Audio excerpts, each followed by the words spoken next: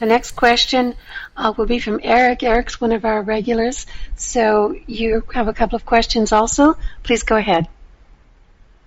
Thank you, Donna. Great to talk to you again, Tom.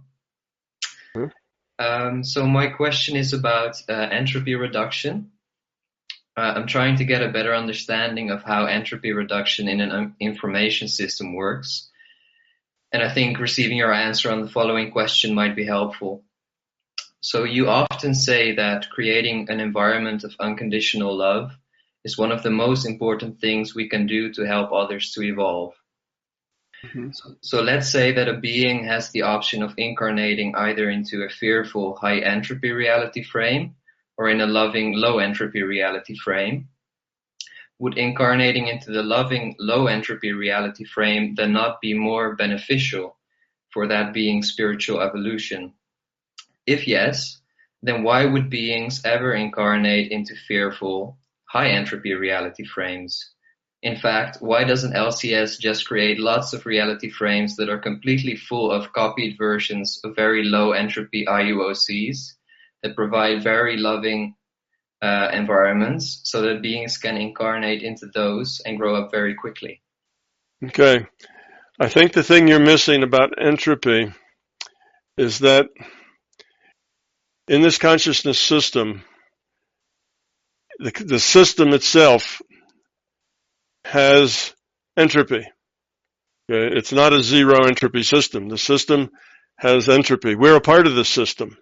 So we add to that entropy as, at the level of consciousness that we are. The system itself has had to grow up. It has had to move itself from being full of fear and ego, mostly ego, not as much fear, but it had a lot of ego. It had to outgrow. So the whole system is evolving forward.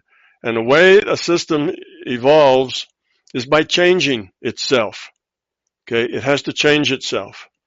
So if what it did is say, okay, what I can do is I will just I'll take one virtual reality that really worked out well, and all the people there grew up, and it was a very high entropy, and I'll delete all the others, and I'll just have this one low entropy virtual reality, and I'll put all the IUCs can go play in that.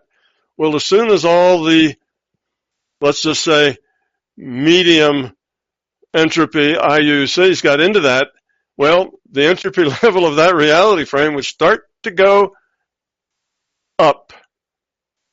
Right? It would start to go up because you'd put a lot of beings in it that didn't have low entropy, that had high entropy. And that the whole thing would turn around and go the other way. And pretty soon you'd be right back where you started with. So that's not really helpful to just, well, I stick a person who's not grown up into a very grown up place. Yes, it is going to maybe help pull them up, but it'll make it easier for them to grow up. But how solid is that growth? Anything you get that's easy isn't as valuable or as solid or as core to you as stuff you have to do on your own. Okay?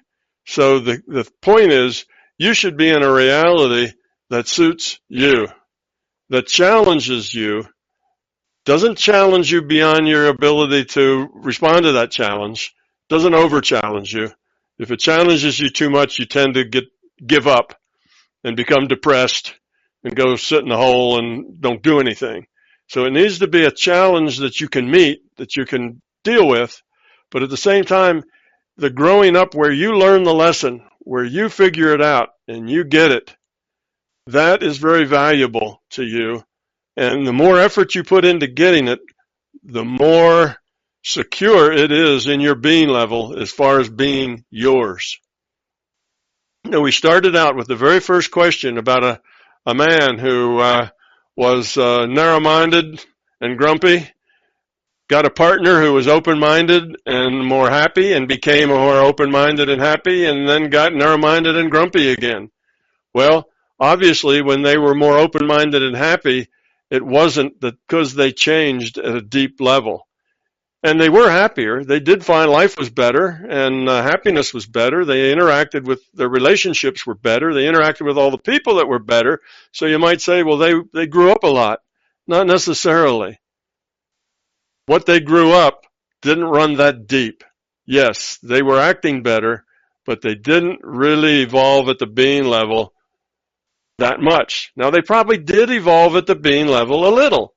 It was a step forward for them, but it wasn't so much that when they got now to another situation where grumpiness prevailed in their environment, well, they just went right back into grumpiness and narrow-minded and whatever. They went right back to where they were.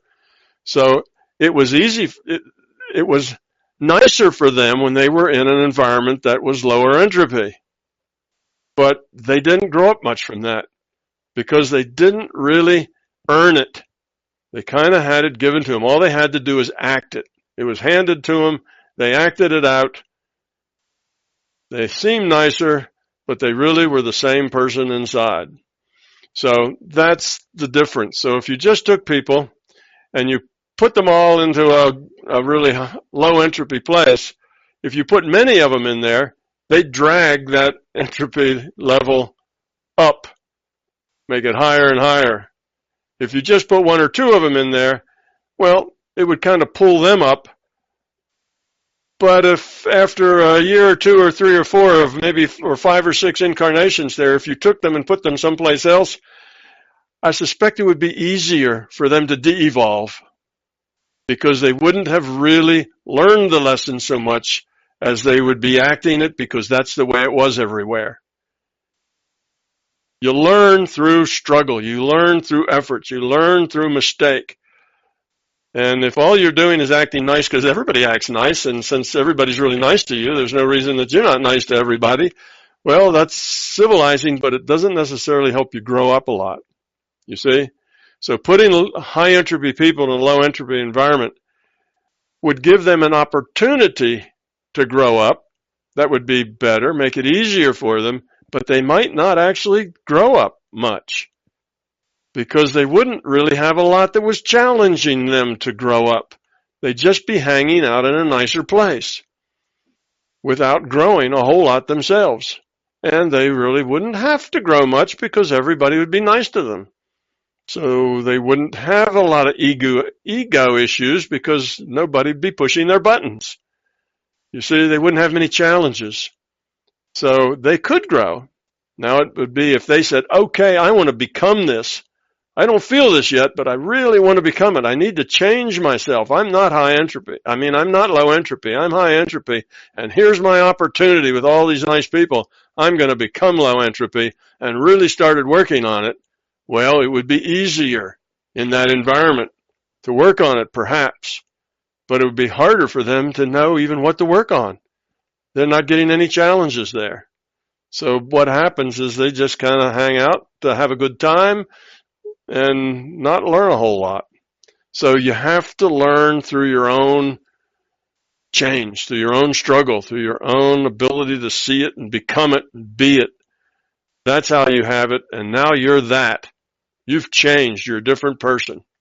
So that's the thing. And you know, here's another different slant on it is that if you have a book and that book has a lot of wonderful things in it, and people read that book and it's an entropy lowering book because it helps people solve their problems.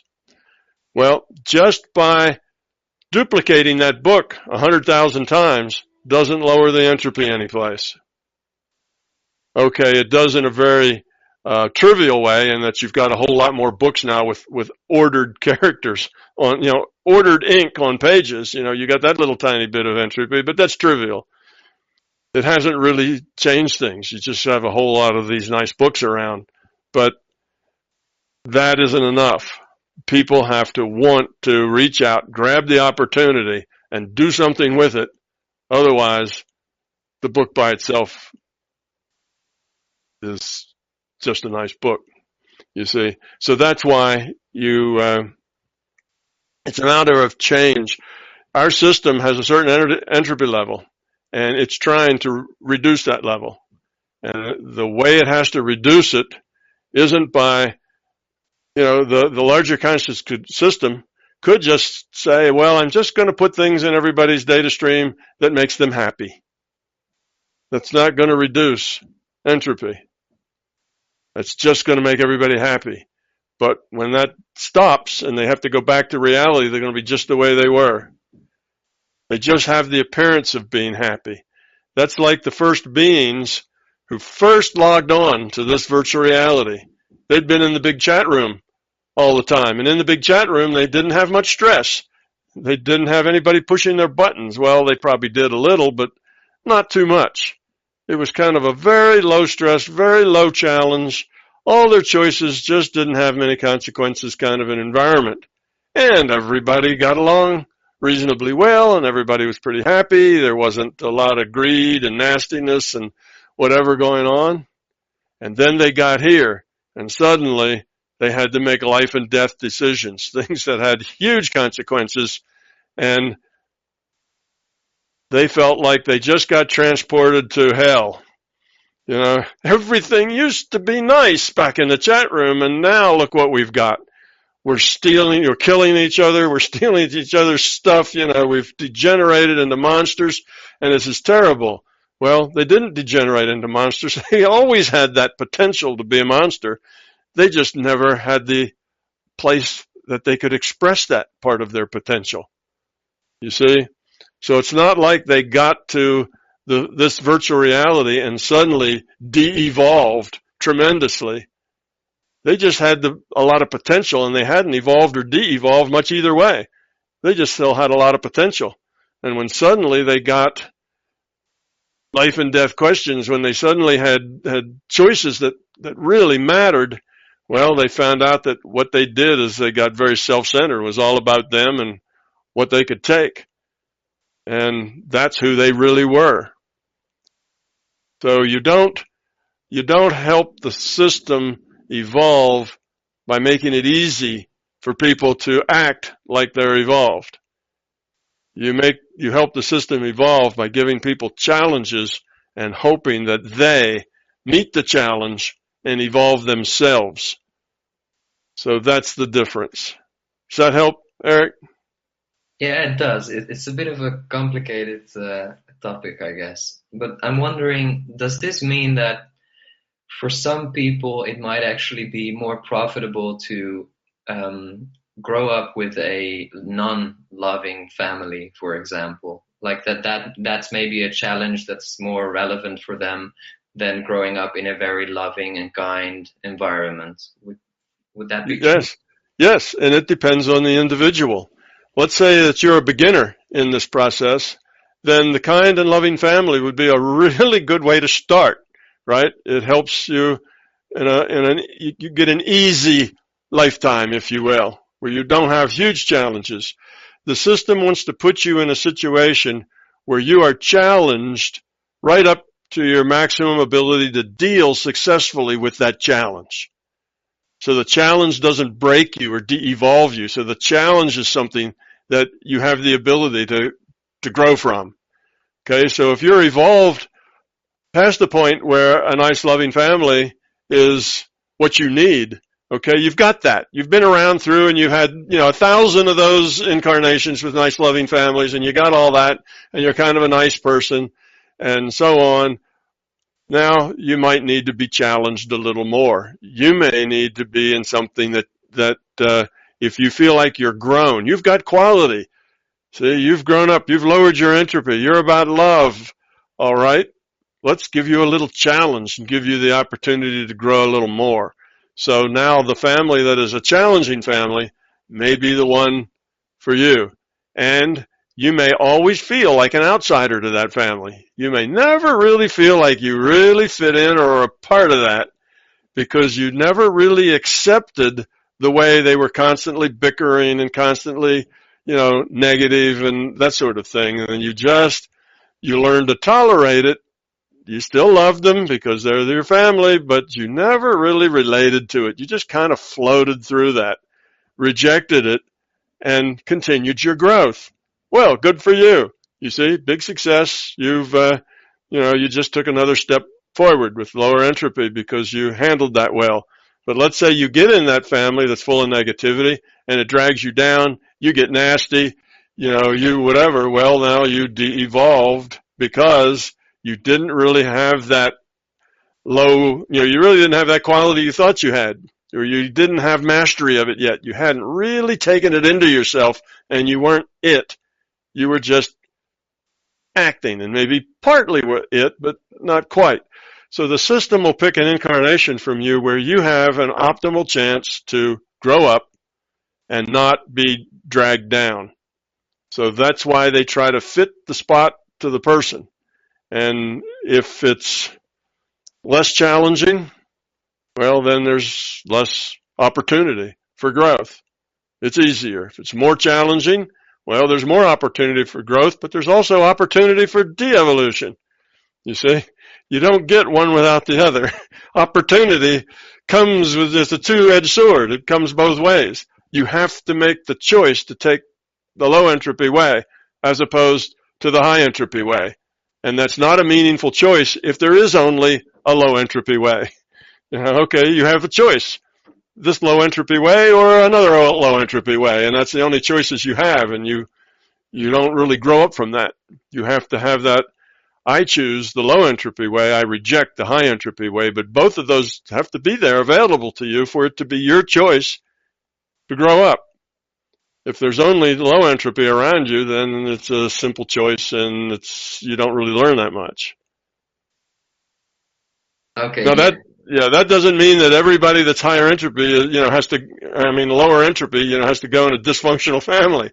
That's not the case. Sometimes getting a good start with a functional family is really a good start for everybody, but there are challenges that people will take that are difficult just to meet the challenge. Why would anybody want to take on an avatar that was living in a place where everybody was starving to death?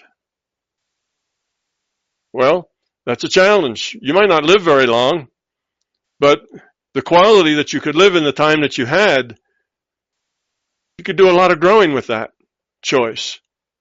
See? There may be a lot of growth in that choice. Then your choices would be to kind of wallow in self-pity or to not, to care about people, to share. That would be your choice. And just making that choice, even if nobody lived to be more than 35 because everybody starved to death by then, it'd be short, but it might be very meaningful if that was a choice and that would be a very stark choice. It wouldn't be the lots of not only white against black. It would, usually in our world, it's all full of grays. You go from the white all the way down to the dirty white that looks just like the gray all the way down to the black. And you've got all of these choices going on, which is more confusing. Being in that place where everybody starves, it'd be kind of a black and white choice. It'd be easier maybe to make a better choice there, and still would be a good choice. So every situation is a situation where you can grow up. Some are harder than others. Let's say you've de-evolved the last 10 lifetimes. Well, let's put you in an easy place next time. Let's not challenge you too much because you need a little reinforcing, a little encouragement. It's like the father who puts the basketball hoop only, 6 feet off the ground rather than the 9 feet where it's supposed to be so that kids get a sense of being able to do it. Builds their confidence, So if you've failed a lot, you might get something easier that makes it a little harder to fail until you get some confidence back again. If you're really a hot shot and you've been growing really strongly and your entropy is low, well, you don't need another cushy situation. You need something that lets you see how you do when the rubber meets the road and you have hard choices. What do you do with those hard choices? And then you evolve or de-evolve. And when you de-evolve by making poor choices, it's not like you go from heaven to hell. It's not like you doom yourself forevermore. There's small increments both ways. You'd have to make a whole lot of really bad choices over and over and over again to seriously de-evolve. Everybody makes some bad choices. Bad choices, it's part of your learning process to make better choices, is to make bad choices. So that's how it works. So yes, being born into a dysfunctional family may be a good thing. Being born into an area that's full of war and strife and famine, that could be a positive thing. It's not about having fun. It's about making choices and growing up. But being born in a really nice family where everybody's lovey and there's plenty of money to go around and you inherit $10 million when you're 18 and life has always been cushy, well, that makes it easy in some ways, but it also gives you another whole set of tough choices. What do you do with those resources? Do you puff up your ego to where you're better than, and everybody else and you abuse people who are beneath you, or do you use that resources to help people, to be part of the solution? You see, choices. Now, puffing up the ego is the easy choice. Not puffing up the ego is the hard choice. So yes, dysfunctional and hard things aren't necessarily so bad. They all give us challenges. The idea is not to refuse the challenge, but to take it and grow from it. So that's why when I was telling, who was it now? I forgot the person we're talking about, that if you, who was that? Anyway, if you have bad things that happen, you don't pass the test, your world doesn't work out, just think of that as another set of choices. Think of that as another set of opportunities. It'll take you some other direction, but there'll be growing opportunities in that process. And then start replanning your next success from there, rather than where you thought you would be. So in that case, it's really hard to ever be upset. It's really hard to get angry. It's really hard to be sad. It's really hard to be negative, because everything you're in, no matter how much it hurts, it's an opportunity to excel. It's an opportunity to make good choices. So your next trip to the dentist, don't see it as a terrible thing. It's an opportunity to let go of your fear and accept whatever pain may come as okay. Life is full of these little choices. Okay, yeah, thank you. That clears things up a lot. I did have another question, but I don't want to take up too much time. I don't know, Donna, you want to move on? It's okay, Eric. Go right ahead with your question. Okay. So my other question was about the category of things that are aware but not conscious. So things that are aware but they do not have decision space. When we say that a human being or an animal is conscious, that means that an IUOC is logged onto that avatar and is making choices with that avatar in order to evolve. When we say that a rock is neither conscious nor aware, that means that nothing is logged onto them. They just make up the VR environment. But what's the purpose of things such as plants being aware but not conscious? Is there an IUOC logged onto them trying to learn from their experiences even though they can't make any choices? Why doesn't the system just put these in the same category as rocks, just like in most of our VR video games? Well, that is a really good question, and it's one I pondered quite a bit, because when I got to this point of awareness without being conscious, kind of a gray area in between, and I asked the same question that you just asked and spent some time trying to figure that one out. And what I noticed is that if you go into particularly a very old woods, a forest that's old growth, what they call old growth forest, it's been there for several hundreds of years perhaps. It's not, been logged or anything. You get a different feel. You get a different connection to that forest than you do one that's just been logged off to a paper mill and now it's had the last 10 years to grow back up again. You get a different feel to it altogether. It's just a different set of connections. And trees that are very old, you can put your hand up against them and you get a sense of awareness in them, a sense of knowing, a sense of being that's not just like you do when you pick up a rock. There's more to it than that. So I had that in my experience. And to try to answer this question, it occurred to me that perhaps there is a being, if you will, that is not necessarily in each tree, in the sense that you have an avatar, an IUOC, playing each human avatar. You have an IUOC playing each human avatar. It's more that you would have a being that is incorporating that forest. I don't know. There was a little cartoon that went around. It was about environmentalism, and what was it? The voice. The forest had a voice. There was the voice of the forest, the spirit of the forest, if you will, and it was an advocate of the forest, and it's that sort of thing. So I believe when you get the things like that, you would have, and it may be not an IUOC. It may be the system itself. It may be the LCS. It may not be what we call an IUOC, but there's something there that is awareness, that is kind of the advocate or the spirit of that whole area, that contiguous area, that forest. And as the forest gets older, it accumulates that. So if the forest is young, it just got logged 20 years ago, there's still something there, but it's not as strong. It's not as obvious. It's not as easy to connect to. As it ages, as that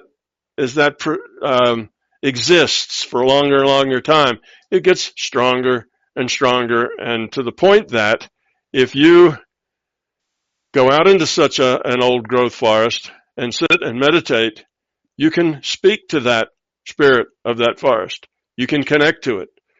You can get information at that being level of trees, if you will. Now, it's not going to converse with you in whatever your language is. It's not going to speak German or French or something to you. It's not like that so much, but intuitively you will connect. You will get feelings out of it and things that you can maybe turn into metaphors. But there is that sort of connection with nature that's been there a long time. So that's why I did come to that conclusion that trees do have a spiritual component, in the sense that they have awareness, even though they don't make choices, because they have awareness of their environment. They have awareness of, they probably have an awareness when lumberjacks move into the area and start on the edge of the forest and start chopping things down. The trees that are deeper in probably have a sense of that's going on. And there's that sense of dread. You can feel that. So there is something palatable about that spirit, or that non-physical part of those trees, that is something that you can communicate with and interact with. And so that's kind of how I placed it. But, like I tell people, I'm just making things up based on my own experience. I have experience, and then I try to make up a model that models that experience. And the model has to be not in conflict with any other experience that I have. So putting it all into a model that fits together is basically what I'm doing. So that's where that comes from. I have been in places where you can talk to the trees. You can connect to that energy. There is something there besides just an inert hunk of wood. There's some other components to it that is living, if you will, there. And I suspect it's true of all things that are living.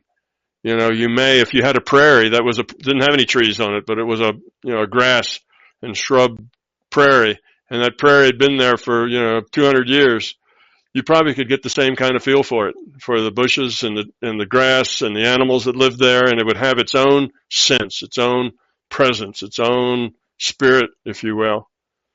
Which is what a lot of the indigenous people found, when they did move into prairies that had been that way and had been untouched for millennia before they got there. And you have indigenous people who have all sorts of spirits, in trees and prairies and animals and all sorts of things. And some of that is fact. It's not just their imagination. It's that those things living things do have some other component to them, but they're not making choices. The tree doesn't decide that it's going to do things. Well, at least we don't think so. Now, the more we find out, the more our science finds out about trees. We may find them making choices in their own limited way. No, they can't get up and walk someplace else, and then replant their roots, but they may be cooperative and interactive in other ways. Now, if those ways are just algorithmic, then they're not conscious. It's just algorithms that help them interact with each other. Just stuff that has evolved to do that, symbiotic evolution that is all algorithmic. Then they're not conscious. But if they actually make choices, then they are conscious. So we don't know about things like trees yet, whether they're really conscious or not. So far, the evidence says not. But we don't know a whole lot about the inner life of trees either. So, 20 years from now, we may know enough to put trees in the conscious place because we'll find them, they show the trees will help protect a smaller tree that's a little further out. It's kind of spreading the forest a little further out, and that tree starts to have problems. The more mature trees will actually, through the root system and through a set of symbiotic relationships between the roots, the tree, the fungus, bacteria, and other things, they will actually feed that other tree and help it survive. Well, if that's a choice, then they're conscious. If that's not a choice, then they're not. And at this point, we don't know whether that's a choice or not a choice. We can tell that, if we saw enough of that, if in every case they always help that tree, then it's probably not a choice. Not for sure, we don't know, but probably. If sometimes they do and sometimes they don't, then it would look more like a choice. But even then, it's hard to really know for sure. But science can find those things out. Assuming that they don't make choices, do you see any benefits in evolutionary terms for them being aware but not conscious? Since they're not making choices, I don't see a lot of evolutionary benefit for the system. I would agree with that. There's not a lot of evolutionary benefit for the system if they don't make choices, but that doesn't mean that they in themselves create choices for people. When they have that, when that old growth woods has a spirit, people connect to that. If you spend some time in that forest, you're different when you walk out of it. And if you just walk and sit down in a forest that's only a decade or two old, it doesn't change you that much. It's just it's a bunch of pretty trees. There's a difference. They have an effect on people that affects people's choices, helps people grow up. They become part of the environment where you can connect to things, know that there's something bigger than just you and your material environment, because people who have lived with that kind of nature, they appreciate nature as a living thing. They appreciate it not just as inanimate objects, but as objects with life, with spirit, and they interact with them as such. And that is it's a resource for us to help us grow up by having that kind of a thing there and letting us understand that, horses and dogs and cats all are treasures for us to interact with, not just things to use. They're not just stuff for us to use for our own benefit, that they're actually something to be treasured. And it's the same about that old growth forest. There's something there to be treasured. It's not just, lumber that can turn into paper, but there's something more than that. It's something that we should protect, and that people would find can help change their life just spending a couple of days in such a forest. It's different than spending a couple of days, in somebody's cornfield. There's a big difference between the two. So that's why I'd say that the system would support it. It's part of a resource to help us grow up. Okay, thank you. Yes, that's very interesting. Thank you, Eric. Thank you, Tom. Frank, you also had another question to ask, if you would like to go ahead. Thanks, Donna. Yeah, just a quick follow-up question, still on the subject of pain. I heard stories that some Buddhist masters are apparently able to kind of I don't know how to pronounce this word in English, anesthetize or something themselves. Mhm. So there was a story that one master had to undergo surgery and he didn't trust the doctor. So on top of that, he also kind of programmed himself to not feel any pain for a certain number of hours. So I just wondered if you can confirm that this is possible. Seems difficult to believe for most of us, but Yes. I wouldn't be surprised if you say that that's possible. Yes, that's possible. It's how you interpret what's going on. People who have chronic illnesses such as kidney disease have a lot of pain and excruciating pain. They have the unfortunate choice of either being drugged up all the time and living a life as only a semi-conscious zombie, or having terrible pain but being clear. They have found that many of these people, not all of them, but many of these people can be taught to just suppress their pain. And basically what you do is you just learn to reinterpret those signals as not pain. So the consciousness just doesn't accept that pain signal. Says, yeah, okay, I feel that, but I don't interpret it as pain. It's okay. That's kind of the epitome of what I was calling acceptance before. That's when you just accept it, but don't react to it. It's there, but you're not reacting. And in many ways, you feel like you're not there. You almost feel that you and your body are separate things. So is that kind of letting go of the data stream, of that part of the data stream, and you could stand any sort of torture or surgery as long as you want it? Or is there some threshold above which you get pulled back into this reality and you have no choice but to interpret that data as pain? It's not that the pain data is not in the data stream. The pain data is still in the data stream because that data stream is created because of the rule set. That data stream represents the rule set. The rule set says that there's going to be a lot of pain. It's that the consciousness doesn't accept it, doesn't process it. It says it's there, but I'm not going to process it. And yes, there's probably some threshold where you might lose that state of being able to process and not process what you like. It's possible you'd get to a point where you couldn't do it, but let's say you had an ability to do that completely, in which case then there would be no pain. Yes, you could be tortured or whatever else, and it may indeed kill you, but you wouldn't necessarily feel the pain. You'd just not process that data. Said, okay, here comes the data, but I'm not processing it. Just put it in the bit bucket and we're going to not deal with it. But it's still there. And I noticed that, and the reason I say what it does is it puts you in a space where you are separate from the pain. You're separate from the body. It's almost like your body, in a way, I guess it would be like being out of body, where here you are floating in the ceiling above the dentist chair in the dentist's office, and you're not feeling any of the pain because it's working on the body and you're not connected to the body's sensors. It's that sort of thing. So you realize you're in a dentist chair and you're realizing the drill is going and working on your teeth, but you just don't process that.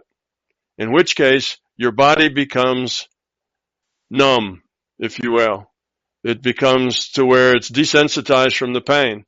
And it's just like your body is made of cardboard or rock or wood or something else. It's no longer in your senses aren't working there. Well, they are working. Data stream sends it down to the IUOC, but the IUOC doesn't process it.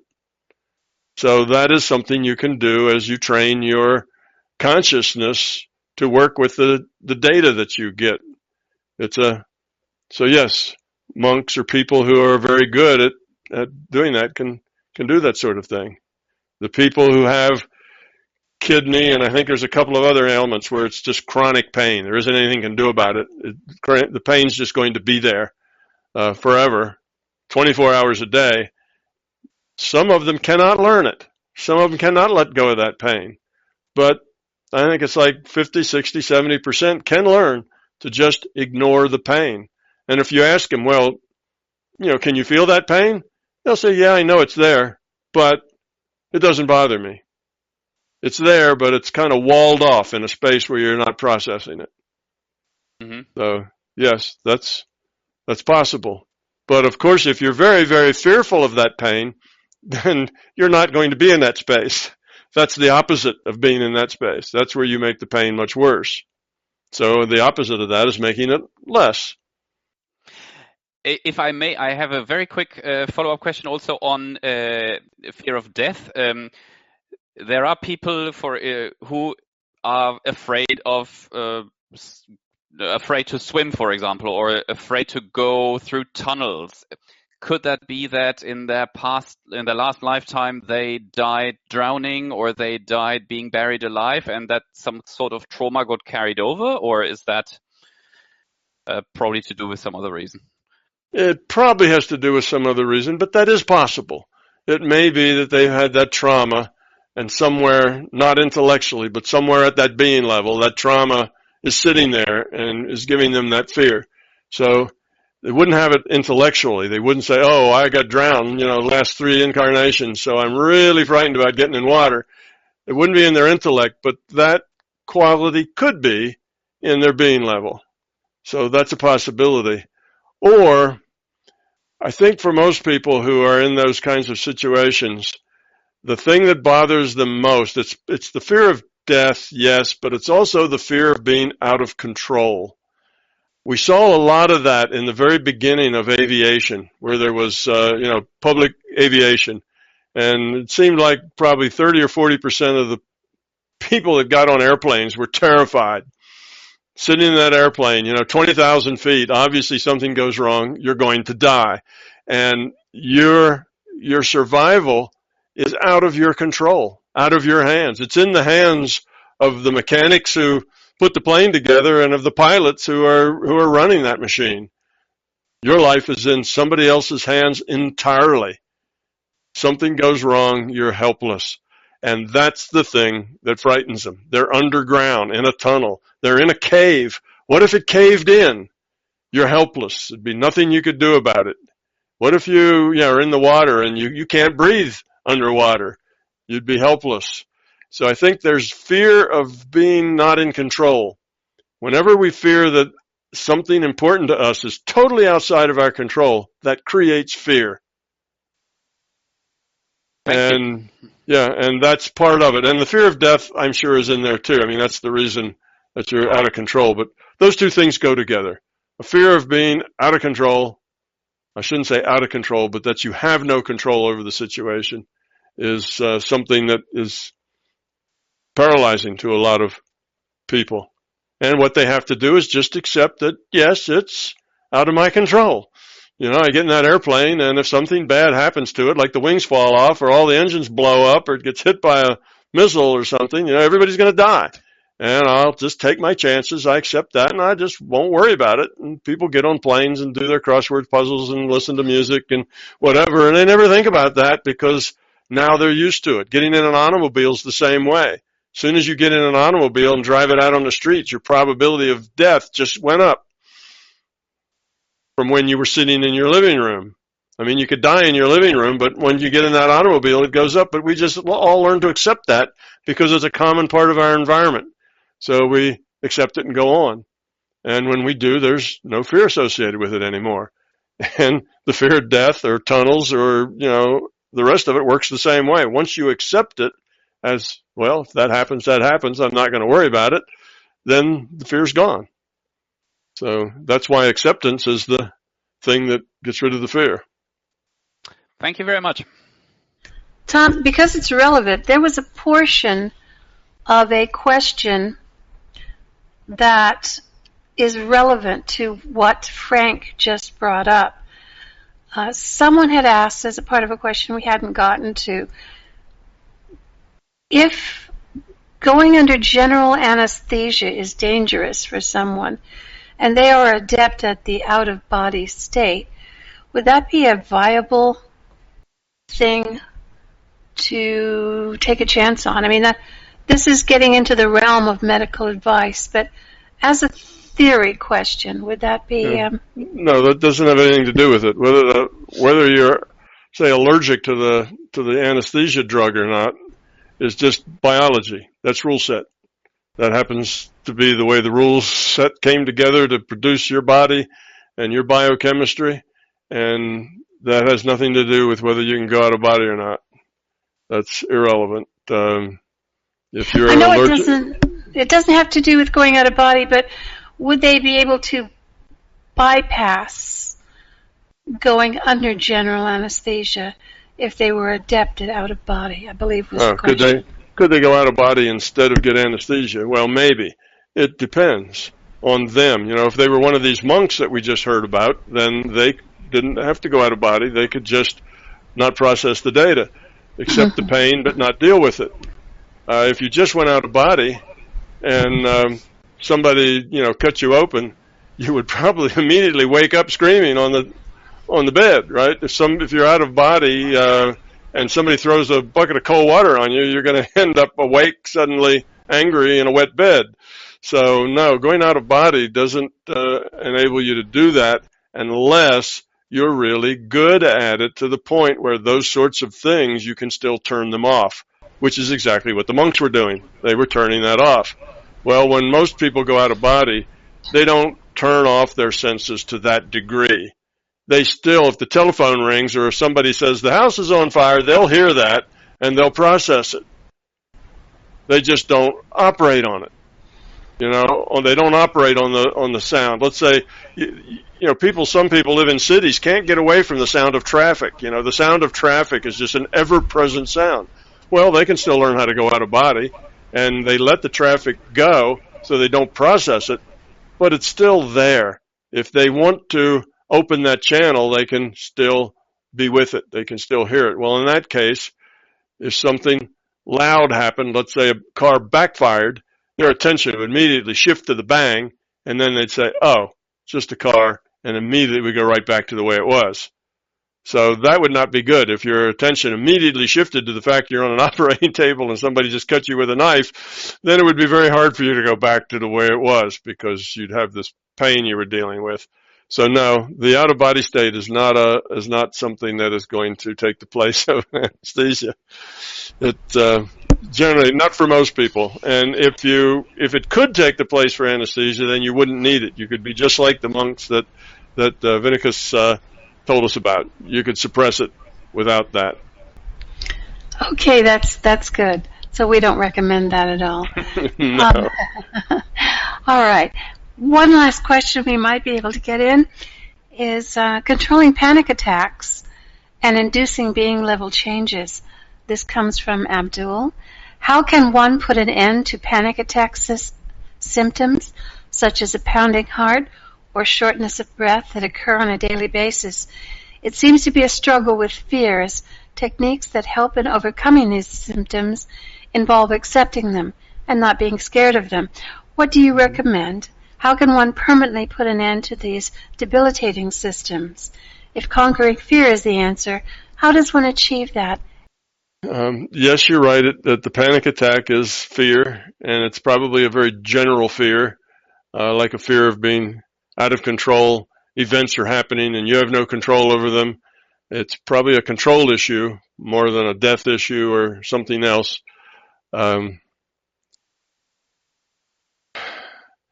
You have to have an intent. There's a couple of ways to approach it. One is to have an intent that you really want to get rid of that fear. This fear of being things beyond your control. Things are spinning out of control. You don't know how they're going to end up.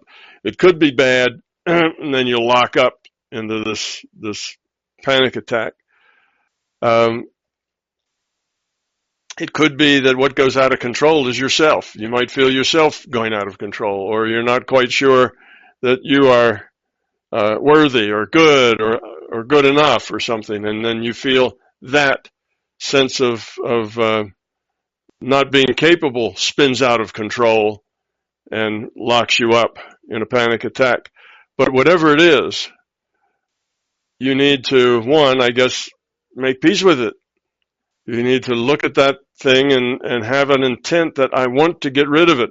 Not that I want to suppress it and I want to push it underground so it doesn't bother me, but I need to face it and I want to get rid of it. And if your intent is from the being level, not just from the intellectual level, and if you think about it many times a day, just keep that intent in your mind. I want to face that fear and accept it, let it go. And you really want to do that, then it will start to happen all by itself. The process will unfold in front of you. And it'll be your own process, unique to you, your personality and your fear.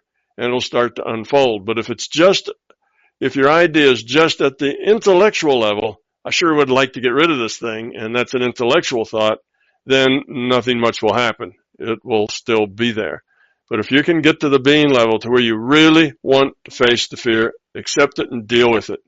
Accept the uncertainty. Okay, that's what a fear of being out of control is really another name for it, is a fear of uncertainty. You don't know what's going to happen. And because you can imagine bad things happening, then you panic. You lock up. Well, and you feel that panic attack coming on, would be a good time to start thinking positively, not negatively. It would be a good time to start that meditation on, I want to face this. I don't want to run from it and hide from it. And my panic attack is hiding from it. The fear comes up and I want to go jump in a hole and hide. That's the panic attack. Well, I'm not going to run from it. I'm going to deal with it. What is the worst that could happen? What is the worst thing that could happen? And something will probably, particularly if you're in a meditation state, something will flip into your mind, and that'll give you a hint of what the sphere is all about. And you just need to say then, well, I can accept that. If that's the worst and that happens, I'll go on. I'll live with that. It'll change my life, but I will learn from it. I'll go on. Everybody else will learn from it. Everybody else will have to go on, and it'll be just the way life is, one of those things. The world will still turn. Everything will still work. I will still have opportunities. Not necessarily the way I thought or the way I wanted, but they'll still be there. And if you just keep dealing with it, I think the key is to have that intent, being level intent, that you really want to get over it. The way forward will come. So, panic attacks are a hard thing to deal with, and your place to deal with them is just as you feel them beginning to happen. Once it's happened, you're kind of locked out. Your mind's locked up, and you're in panic, and that's not the time to be thinking about how you're going to deal with it. It's too late then. So you got to deal with it before it happens. And as you feel it coming on, you need to really focus on dealing with it. But even before it feels like it's coming on, you need to be dealing with it, working with that. What is that fear? What's the worst thing that could happen? Okay, the worst thing that could happen is that, my spouse divorces me, I lose my job, my children drive their car off the edge of a cliff, and it all happens on the same day, and that's the worst thing that could happen to me. And, I lose both legs and arms. All right. Now that's the worst thing that's going to happen here. But you'd have to say, well, if that happens, I'll deal with it. I'll get over it. I'll learn how to put a pencil in my mouth and print so I can communicate with people, or I can draw, or I can still talk maybe. I'll learn to deal with what I have to learn to deal with, and they will be challenges. It won't be pretty, but I'll deal with it. I'll learn from it. I'll grow from it. And so will everybody else grow from what happens. So you just accept that. Look at the worst thing and say, well, that worst thing, as long as I'm still alive, I still have opportunities to grow. And I will accept it. I'll live my life however it comes to me. So that is the beginning, you see. It's like, give me your worst shot and I will deal with it. And that pulls the teeth out of the fear. And if you do that, every 10 minutes of your day, just spend 5 seconds thinking that thought. That tends to push it into your being level. Repetition pushes things into your being level. Just thinking a thought 1 or 2 times, it stays in your intellect. But by repeating it, so if every 10 minutes you think, I'm going to get rid of this panic attack, I'm going to deal with what I'm afraid of. First, what is it that I'm afraid of? What gives me stress? Where does my stress come from? And if you can't tell where it comes from, then just say, well, I'll accept anything, whatever it is. I'll accept it. What are the things that I think are most horrible? All right, I accept those things. And you just keep working at it. Like I say, 5 seconds, 10 seconds, every 10 minutes, just come to the issue, have a desire that you are going to stop these panic attacks from happening. You're going to face the fear. Whatever that means, do it. And eventually, over the next 6 months, they'll go away. Probably less than that, 3 months, 4 months.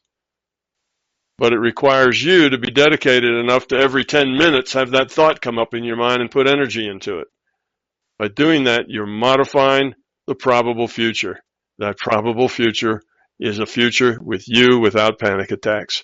And you will make that happen just by having a focused intent on it from the being level, not from the intellectual level. All right. Thank you, Tom. And thank you, everyone, for being here today and for your great questions.